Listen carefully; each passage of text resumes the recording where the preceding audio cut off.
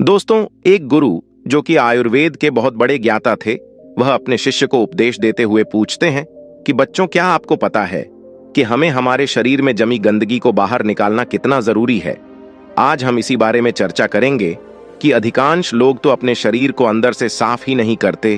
तो आज इसी के बारे में महत्वपूर्ण शिक्षाएं मैं आप सभी को देने वाला हूं। यदि आप स्वस्थ रहना चाहते हैं, बिना रोगों के जीवन जीना चाहते हैं, तो आपको अपने शरीर की अंदर से साफ करना बेहद जरूरी हो जाता है। फिर एक शिष्य वहां से उठकर गुरुदेव से पूछता है कि गुरुजी, आप हमें शरीर को साफ रखने के लिए क्या क्या वह प्रक्रिया है, क्या वह नियम है, वह बताइए। और शरीर को अंदर से साफ रखने से इनके क्या क्या फायदे हैं और ना रखने पर क्या क्या नुकसान हो सकते हैं, किन किन बीमारियों का हमें सामना करना पड़ सकता है, वह भी आप हमें विस्तार में कृपया बताएं। शिष्य के प्रश्नों को सुनकर गुरुदेव हल्के से मुस्कुराते हैं और कहते हैं कि बच्चों, सबसे पहले तो आपको यह समझना है आपके शरीर में गंदगी जमती कैसे हैं और इसके वजह से अनेकों रोग लग सकते हैं। तो कौन कौन सी बीमारियां हो सकती हैं उसके बारे में हम जानेंगे। फिर जानेंगे कि हम अपने शरीर के भीतर की गंदगी को साफ कैसे करें, शरीर को अंदर से साफ और स्वस्थ कैसे रखें। तो सबसे पहले तो यह जानना जरूरी है, जब आप कुछ खाते हैं तो उसका बॉडी में जाके होता क्या है। तो वह खाना आपके पेट में जाता है, जहां पे वह टूटता है, फिर आपकी आंतों में जाता है, फिर आखिर में वह वेस्ट बनकर शरीर के बाहर निकल आता है। तो यहां पर समझने की बात यह है कि आपको क्या लगता है कि हर खाने को इस प्रक्रिया से गुजरने में सेम समय लगता है? तो इसका जवाब है नहीं। फलों को गुजरने में लगते हैं लगभग 3 घंटे, 1 घंटा आपकी पेट में, 1 घंटा स्मॉल इंटेस्टाइन में और 1 घंटा लार्ज इंटेस्टाइन में, और वहीं पर सब्जियों को लगते हैं लगभग 6 घंटे। क्या आप जानते हैं कि अनाज जैसे कि रोटी, चावल, दालों आदि को कितना टाइम लगता है? लगभग इस प्रोसेस में 18 घंटे लग जाते हैं। इसे पचने में, शरीर से बाहर निकलने में 18 घंटे लग जाते हैं।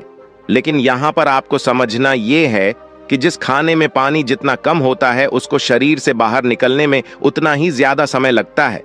अब अन्न को पाचन होने में लगते हैं 18 घंटे, लेकिन हम में से अधिकांश लोग तो दिन में 3-3 बार, 4-4 बार अन्न खा रहे हैं।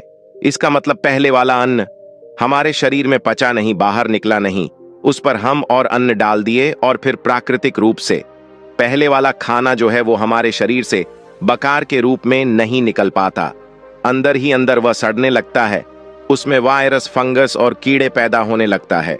आपने शायद लोगों के पेट में कीड़े मिलने वाली कहावत तो सुनी ही होगी। आप सभी के पेट से कभी ना कभी कीड़े निकले ही होंगे, और यह कीड़े इसी वजह से जन्म लेता है कि पेट में पड़ा पड़ा खाना सड़ रहा है और हम लगातार शरीर में अन्न लेते रहते हैं। इसी की वजह से जब हमारे शरीर में अपचन होती है, कीड़े काटते हैं, तब हम की मारने वाला वो दवाई ले लेते हैं, वो चाली की टैबलेट ले लेते हैं, जिससे पेट के सारे कीड़े बाहर आ जाएं। ऐसा करते हैं। हमको पता ही होगा पेट में कीड़े होते हैं, तो ऐसा तो नहीं कि हमने कीड़े खाए तो वो कीड़े वहां तक पहुंचे कैसे। तो दरअसल वहां पर सड़ रहे ना पचे खाने के कारण पैदा होते हैं। तो आप जो खाते हैं आप वही होते हैं। क्या पता जो बर्गर आपने 1 साल पहले खाए हैं या 6 महीने पहले खाए हैं, वो आपके पेट में अब अभी भी पड़ा पड़ा सड़ रहे हो।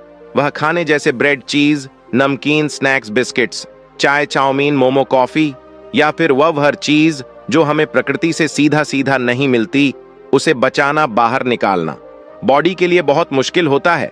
वह हमारे इंटेस्टाइन की दीवारों पर, वह हमारी आंतों की दीवारों पर चिपक जाता है और एक मोटी परत बना लेता है। भीतर से हमारी आंत कुछ इस प्रकार की दिखती हैं। उसमें लाख छोटे छोटे उंगलियों जैसे उभार होते हैं, जिसे हम भिलाए कहते हैं। इन आंतों पर जो भी लगा होता है उनको यह भिलाए सोच लेता है और हमारे खून में भेज देते हैं, और खून के जरिए वह हमारे शरीर के हर अंग में पहुंच जाता है। अब अगर आंतों की दीवार में गंदगी की जमी होगी तो जाहिर सी बात है कि लाए उस गंदगी को ही सोख। फिर ये गंदगी की अवशोषित होकर खून में मिलकर शरीर के अलग अलग अंगों में पहुंच के उन अंग के काम को डिस्टर्ब करती है, और उसी को हम कह देते हैं बीमारी।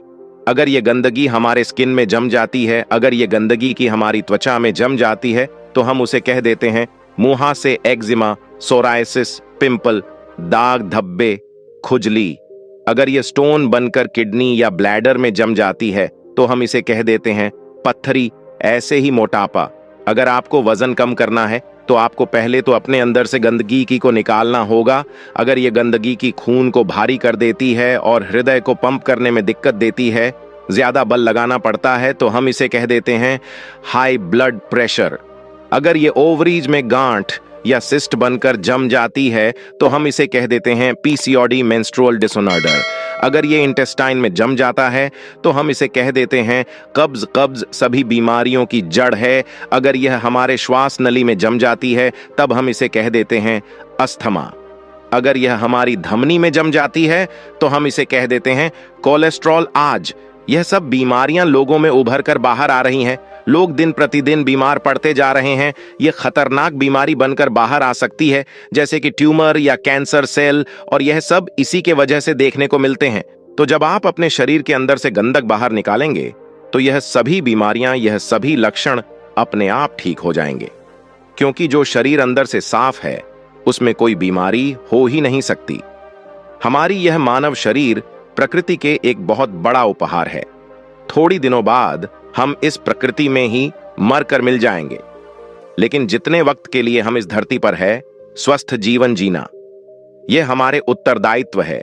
यह हमारी जिम्मेवारी है कि हम स्वस्थ रहे, निरोग रहे, रिष्ट पृष्ठ रहे, कि हमें कोई रोग ना लगे। यह हमारी मां प्रकृति के प्रति उत्तरदायित्व है, हमारी खुद की जिम्मेवारी है।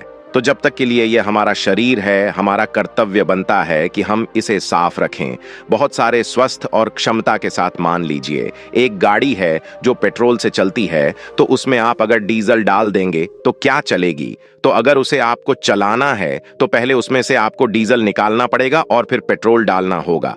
ठीक इसी प्रकार आपके शरीर के साथ भी है।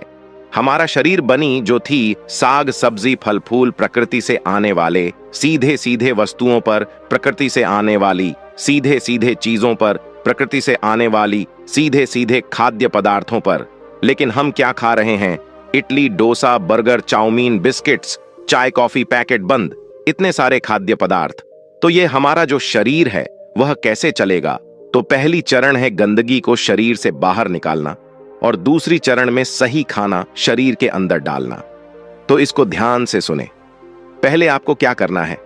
पहली चीज जो आप सभी को शुरू करनी है वह है 16 घंटे उपवास। अब ये उपवास का नाम सुनकर आप डर मत जाना। ये उतना भी मुश्किल नहीं है। जो शक्ति आपके अंदर से गंदगी की टॉक्सिन को निकालेगी, आपकी बीमारी ठीक करेगी, वजन को कम करेगी, वह शक्तियां आपके शरीर के अंदर ही बैठी है, ना कि किसी दवाई बोतल या इंजेक्शन में। तो जो डॉक्टर आपको ठीक करेगा वह आपके अंदर ही बैठा है। तो आप जब उपवास करते हैं तो आप उस डॉक्टर को अपने अंदर काम करने का वक्त देते हैं। और इसका प्रमाण है, जब आपकी हड्डी टूटती है तब इसका प्लास्टर लगता है, उसको एक जगह स्थिर रखने के लिए, उसे आराम देने के लिए। थोड़ी दिन बाद आपके वह हड्डी खुद ब खुद जुड़ जाती है। ऐसा तो नहीं कि उस प्लास्टर में कोई दवाई है। तो वह कौन सी शक्ति है जो इस हड्डी को जोड़ती है? वह है आपकी प्राण शक्ति, यानी कि आपकी हीलिंग पावर, या फिर आप इसे इम्यूनिटी पावर बोल सकते हो। तो यह प्राण शक्ति बहुत शक्तिशाली है। आप ही सोचो, अगर यह आपकी हड्डी को जोड़ सकती है तो क्या यह आपके शरीर में बने पथरी या शिस्ट को नहीं तोड़ सकती है? क्या यह अंदर जमी गंदगी नहीं निकाल सकती है? क्या यह diabetes, arthritis, blood pressure, cancer आदि को ठीक नहीं कर सकती? तो इसका जवाब है जरूर कर सकती है, क्योंकि प्राण शक्ति को पता नहीं होता है कि कौन सा बीमारी है। नाम तो हमने दिए हैं। जब हमारे प्राण शक्ति अपना इलाज करना शुरू करती है तो वह शरीर के हर एक बीमारी को ठीक कर देती है, सब कुछ ठीक कर सकती है, चाहे फिर वह बीमारी कहीं भी हो और कितनी भी पुरानी क्यों ना हो, उसे यह प्राण शक्ति ठीक कर देती है। अब आइए प्राण शक्ति का काम करने का तरीका जानते हैं। तो प्राण शक्ति एक बार में एक ही काम ढंग से कर सकती है, खाने को पचाने का काम यानी डाइजेशन का काम, या फिर इलाज यानी कि हीलिंग का काम। हम प्राण शक्ति को हीलिंग करने का मौका ही नहीं देते, उसे डिस्टर्ब करते रहते हैं। पता है कैसे? हमेशा खाते रहने से जैसे ही हम कुछ खाते हैं, प्राण शक्ति हीलिंग का काम रोक देती है और डाइजेशन का काम शुरू कर देती है। दुर्भाग्य, बस हम हमेशा ही खाते रहते हैं। नाश्ते में हम खाए ठुस ठुस करके ब्रेड के, वो डाइजेस्ट हुआ नहीं, लंच में हम चावल और दाल आई, वो डाइजेस्ट हुआ नहीं। डिनर में 2 रोटी हमने और डाल दी। तो इस तरह से प्राण शक्ति हफ्ते में 7 दिन डाइजेस्ट का ही काम करती रहती है और उसे हीलिंग का टाइम ही नहीं मिल पाता। अगर आप चाहते हैं कि प्राण शक्ति हीलिंग करें तो समय समय पर डाइजेशन को ब्रेक देना होगा। हम आपको सुझाव देते हैं कि आप रोज 16 घंटे का कम से कम ब्रेक दें। मान लीजिए आपने डिनर रात को 8 बजे खाया, तो अगले दिन दोपहर 12 बजे तक कुछ मत खाइए। 12 बजे आप अपने दिन का पहला सॉलिड भोजन लीजिए। तो आप दिन में इस प्रकार 16 घंटे उपवास कर रहे हैं और 8 घंटे के अंदर अंदर खा रहे हैं, तो इसको कहते हैं 16 घंटे का उपवास। तो दोपहर 12 बजे से पहले आप जूस ले सकते हैं। आप पानी, नारियल पानी या कोई भी सब्जी का जूस ले सकते हैं, लेकिन फ्रूट जूस, चाय, कॉफी या दूध बिल्कुल नहीं लेना है। अब यह सुनने में जितना मुश्किल लगता है उतना है नहीं, क्योंकि 16 में से ज्यादातर समय तो आप सो ही रहे होंगे। आजकल हमें फास्टिंग के नाम से ही कुछ अजीब ख्याल आने लगते हैं। हम सोचते हैं, अरे भाई इतना भूखा रहेंगे तो बीमार ही पड़ जाएंगे, लेकिन ऐसा नहीं है। प्रकृति ने हमारे शरीर को टाइम टाइम पर उपवास करने के लिए ही बनाया है। हमारे पूर्वजों के पास सुपरमार्केट, फ्रिज नहीं हुआ करती थी। पूरे साल उन्हें खाना भी उपलब्ध नहीं हुआ करता था।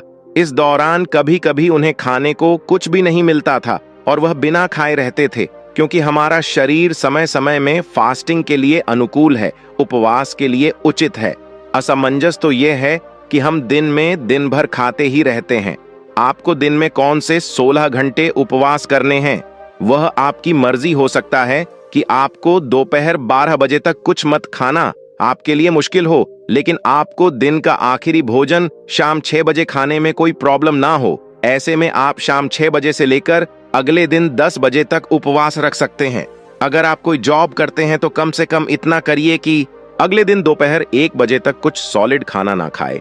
ऐसे ही रोज 16 घंटे का उपवास के द्वारा हमारे प्राण शक्ति को थोड़ी हीलिंग का टाइम मिल जाता है।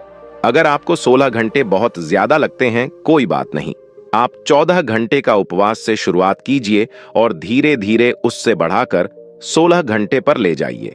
12 घंटे उपवास तो शायद आप अभी भी कर रहे होंगे। मान लीजिए आपने रात के भोजन 8 बजे खाया और अगला भोजन अगले दोपहर 12 बजे खाया। आपका डिनर हल्का है तो यह करीब 6 घंटे में डाइजेस्ट हो जाएगा। तो रात 8 बजे से लेकर सुबह 2 बजे तक आपके डाइजेशन पीरियड चल रहे हैं, यानी कि भोजन पचाने के घंटे जैसे ही भोजन पच जाता है, प्राण शक्ति क्या शुरू कर देती है? इलाज का काम, यानी कि हीलिंग। यानी कि 10 घंटे आपके हीलिंग आवर्स होंगे। इस दौरान आपकी प्राण शक्ति टिश्यूज को रिपेयर करती है, स्किन से पुराने दाग धब्बे को दूर करती है, डेड सेल को बदलती है, स्टोन यानी कि पथरी को निकालती है, फैट को घटा है, सिस्ट फाइब्राइजर कर हार्मोन को निकालती है, आंतों में जमी सभी गंदक को हटाती है, एल्विस में से म्यूकस को साफ करती है, धमनी में से कोलेस्ट्रॉल को निकालती है।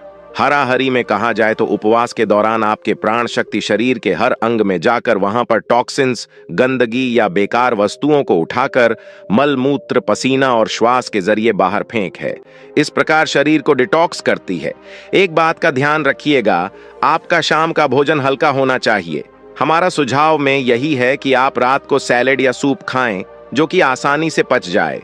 अगर आप कुछ भारी भरकम खाते हैं, भारी अनाज ले लेते हैं, जिससे कि रोटी, चावल या दाल, तो उसको बचने में अधिक समय लग जाएगा और जो हमारे अंदर है प्राण शक्ति, उसको हीलिंग आवर्स नहीं मिलेंगे, शरीर को इलाज करने के समय नहीं मिलेंगे।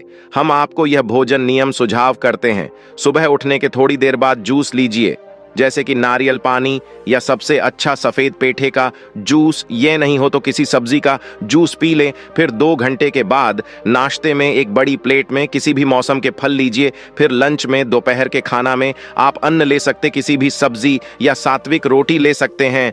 ध्यान रखें, अन्न कम से कम लेना है और सब्जी ज्यादा। और डिनर में आप शाम के भोजन में आप सात्विक सलाद या सात्विक जूस ले लीजिए। बीच में भूख लगे तो नारियल पानी या फिर कच्चे नारियल की कीड़ी लें। और साथ ही साथ एक बात का ध्यान रखना, कभी अधिक भोजन नहीं लेना, ओवरईटिंग नहीं।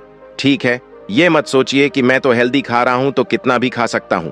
खाना खाकर उठने से पहले पेट में थोड़ी जगह खाली हमेशा रखना। आपकी बीमारी कितनी जल्दी ठीक होती है, यह इस पर निर्भर करता है कि आप बॉडी को कितने हीलिंग आवर्स देते हो। अगर आप रोज 16 घंटे उपवास कर रहे हैं तो इस हिसाब से हफ्ते में आपने दे दिए 112 घंटे, 1 महीने में आपने करीब दे दिया 450 हीलिंग आवर्स, 3 महीने में 1500 हीलिंग आवर्स और 1500 हीलिंग आवर्स में सभी बीमारियां, diabetes, cholesterol, PCOD, stone, high blood pressure आदि सभी जड़ से ठीक हो सकती है।